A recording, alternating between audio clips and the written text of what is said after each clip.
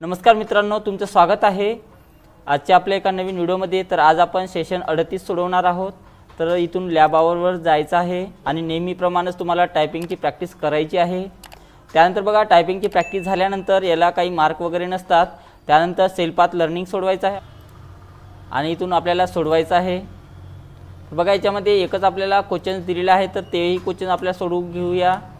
तुम्हाला तुमच्या प्रेझेंटेशनमध्ये picture insert करायचे आहे, त्यासाठी कोणत्या स्टेप्स घ्याल म्हटलेलं आहे। तर बघा, आपल्याला पिक्चर इन्सर्ट करण्यासाठी कोणत्या स्टेप्स घेतल्या पाहिजे, तर इन्सर्टमध्ये जाऊन पिक्चरवर क्लिक करावं लागेल। तर हे याचं उत्तर आहे। त्यानंतर येस आय एमवर क्लिक करा आणि गो टू होमवर क्लिक करायचं आहे। त्यानंतर बघा, आपल्याला नॉलेज चेक सोडवायचा आहे, तर नॉलेज चेकवर जा आणि इथून आपल्याला स्टार्ट एक्झामवर क्लिक करायचं आहे। त्यानंतर नेक्स्ट बटनावर क्लिक करा। तर बघा, याच्यात 5 क्वेश्चन्स दिलेले आहे नॉलेज चेकचे। पहिला क्वेश्चन आहे बघा, डॅश डॅश हे बुक दिशानिर्देश करणारे असे पुस्तक असते की जे एखादा शेफला त्याची कामगिरी करण्याकरिता साहित्य आणि प्रक्रिया याची माहिती देते म्हटलेलं आहे। तर याचं उत्तर रेसिपी आहे। इमेज बदलण्यासाठी समाविष्ट असलेल्या पायऱ्या ओळखा म्हटलेल्या आहेत, तर राईट क्लिक करा आणि चेंज पिक्चरवर क्लिक करायचं आहे, हे याचं उत्तर आहे। त्यानंतर एखादे टेक्स्ट रिकलर करणे तुम्हाला डॅश डॅश पर्यायामुळे शक्य होते म्हटलेलं आहे, तर कोणत्या पर्यायामुळे शक्य होते, फॉन्ट कलरमुळे। नेक्स्ट, मेनू बारच्या कोणत्या टॅबमध्ये क्रॉप ऑप्शन असते म्हटलेलं आहे, तर कोणत्या याच्यातनी असते बघा, तर फॉर्मॅट टॅबमध्ये असते। रेसिपी बुक तयार करण्याकरिता कुठली टूल्स तुम्हाला मदत करू शकतील म्हटलेलं आहे, तर कॅनवा आहे, फ्रीपिक आहे आणि त्यानंतर पॉवर पॉईंट आहे।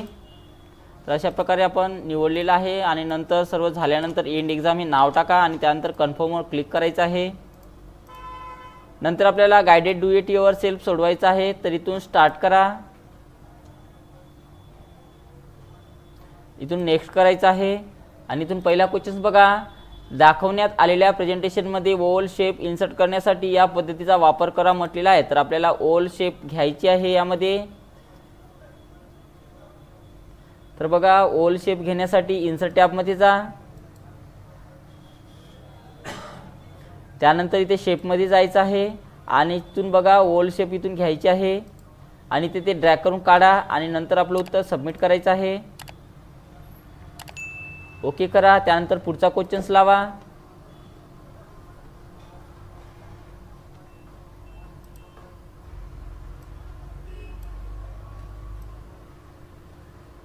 त्यानंतर बघा, दिलेल्या प्रेझेंटेशनमध्ये स्लाइड नंबर 4 मध्ये ओव्हल शेप इन्सर्ट करण्यासाठी या पद्धतीचा वापर करा म्हणते आणि हेल्थ वेलकम यू हे टेक्स्ट एंटर करा म्हटलेलं आहे त्यामध्ये।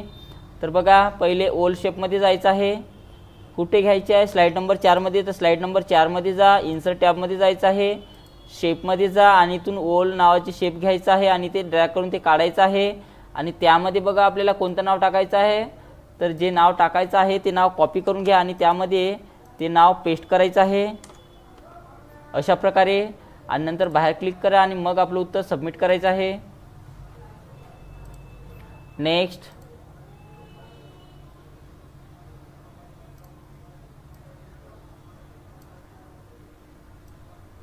दाखवण्यात आलेल्या प्रेझेंटेशनमध्ये टेक्स्ट बॉक्स इन्सर्ट करण्यासाठी इन्सर्ट टॅब टेक्स्ट ग्रुप याचा वापर करा म्हणते आणि त्यामध्ये बघा हे नाव टाका म्हटलेलं आहे, तर कॉपी करून घ्या ते नाव आणि टेक्स्ट बॉक्स घ्यायचा आहे पहिले। तर इन्सर्ट टॅबमध्ये जा, त्यानंतर टेक्स्टच्या ग्रुपमध्ये जाऊन इथून टेक्स्ट बॉक्स घ्यायचा आहे आणि तो इथे ड्रॅग करून काढा आणि त्यामध्ये ते नाव पेस्ट करायचं आहे आणि नंतर आपलं उत्तर सबमिट करा।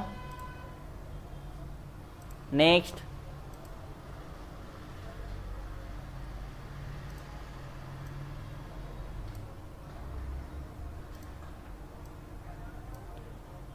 दिलेल्या प्रेझेंटेशनमधील स्लाइड नंबर 2 मध्ये 2x3 टेबल इन्सर्ट करण्यासाठी या पद्धतीचा वापर करा म्हटलेला आहे। तर इन्सर्ट मध्ये जाऊन आपल्याला टेबल ग्रुपमध्ये जाऊन टेबल घ्यायचा आहे, तर इन्सर्ट टॅबमध्ये जा। तर स्लाइड क्रमांक कुठे म्हटलेला आहे, स्लाइड क्रमांक 2 मध्ये म्हणतात, तर स्लाइड क्रमांक 2 मध्ये जा, इन्सर्ट टॅबमध्ये जायचं आहे, टेबलमध्ये जा आणि यातनी इन्सर्ट टेबलवर क्लिक करा आणि 2 कॉलम्स म्हटलेले आहे आणि 3 रो म्हटलेले आहे आणि त्यानंतर ओके करा। तर अशा प्रकारे 2x3 टेबल इथं आलेला आहे आणि नंतर आपलं उत्तर सबमिट करा। नेक्स्ट,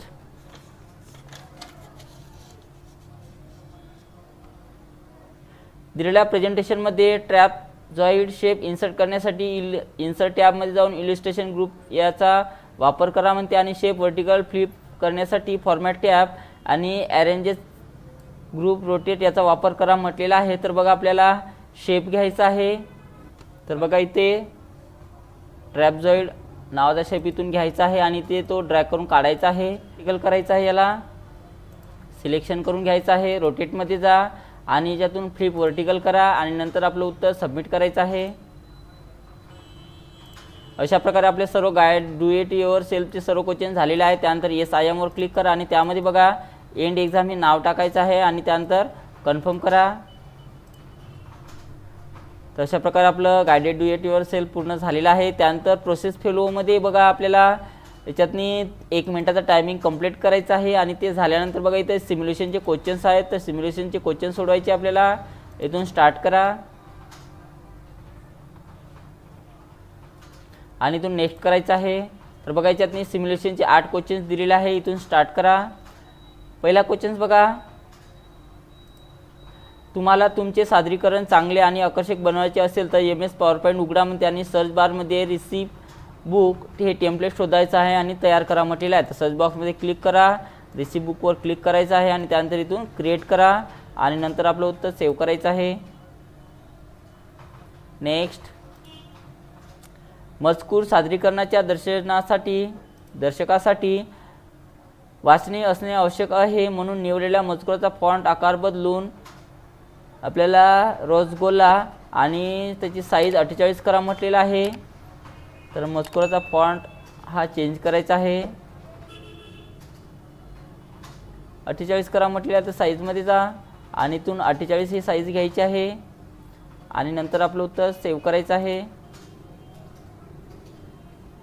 नेक्स्ट, जेव्हा तुम्ही तुमच्या दर्शकांना अर्थपूर्ण माहिती देऊ इच्छित असाल तेव्हा चिन्ह आणि प्रतिमा हे खूप चांगले पर्याय आहेत। दिलेल्या प्रेझेंटेशनमध्ये रोज गोल्लाची प्रतिमा घाला म्हटलेला आहे। तर प्रतिमा टाकण्यासाठी इन्सर्ट टॅबमध्ये जा, पिक्चरमध्ये जायचं आहे आणि त्यातून रसगुल्लाची इमेज घ्यायची आहे आणि त्यानंतर इन्सर्ट करा आणि नंतर सेव्ह करायचं आहे।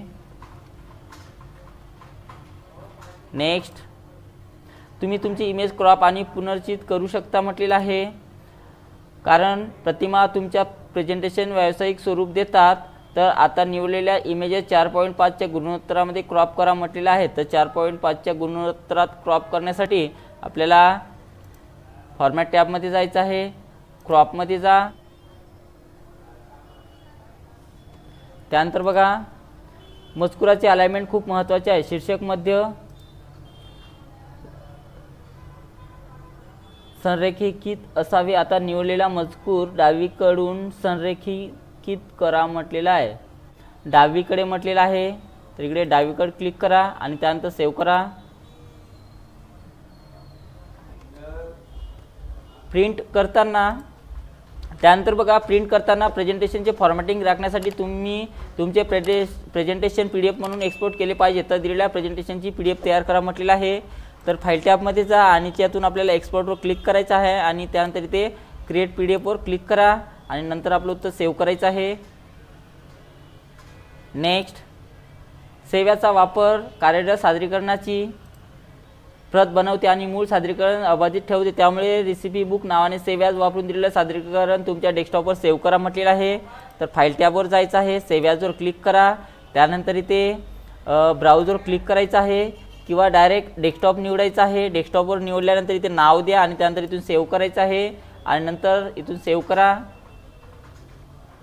नेक्स्ट, वाचनीय फॉन्ट आकार आणि फॉन्ट रंग वाचकाचे लक्ष वेधून घेऊ शकतात। आता तुम्ही प्रेझेंटेशनवर काम करत आहात आणि तुम्हाला रेसिपीज या निवडलेल्या मजकुराचा फॉन्ट रंग मानक लाल रंगात बदलायचा आहे म्हटलेलं आहे। तर लाल रंगात बदलवण्यासाठी बघा फॉन्ट कलरवर जा आणि इथून रेड कलर घ्यायचा आहे आणि नंतर आपलं उत्तर सेव्ह करा। तर अशा प्रकारे आपलं सर्व सिम्युलेशनचे क्वेश्चन सर्व झालेले आहे। त्यामध्ये एंड एक्झाम हे नाव टाकायचं आहे आणि त्यानंतर इथून कन्फर्म करा, त्यानंतर त्याला ओके करायचं आहे। त्यानंतर बघा सगळ्यात शेवटी आपल्याला सेशन कंप्लीशन टेस्ट सोडवायचं आहे आणि इथून स्टार्ट एक्झामवर क्लिक करा, नेक्स्ट करायचं आहे आणि ते 4 क्वेश्चन्स दिलेले आहे। डॅश डॅशच्या व्यतिरिक्त पुढीलपैकी सर्वांचा उपयोग करून हार्ड डिस्क फाईल संग्रहित आणि सुसंघटित ठेवतात म्हटलेलं आहे. तर याचं उत्तर बघा पथ आहे म्हणजेच मार्ग आहे. इंटरनल हार्ड डिस्कच्या बाबतीत पुढीलपैकी कोणते विधान बरोबर आहे म्हटलेलं आहे. तर स्टोरेजचे निश्चित प्रमाण. फेसबुक हे सेकंडरी स्टोरेजचे उदाहरण आहे म्हटलेलं आहे. तर चूक आहे. मीडिया ही डेटा आणि प्रोग्राम धारण करणारी प्रत्यक्ष फिजिकल साधन असतात म्हटलेलं आहे. तर चूक आहे. बरोबर आहे. आणि त्यानंतर एंड एक्झाम हे नाव टाकायचं आहे आणि आपले सेशन कंप्लीशन टेस्ट एंड करायचं आहे. तर अशा प्रकारे सेशन 38 आपलं पूर्ण कंप्लीट झालेलं आहे.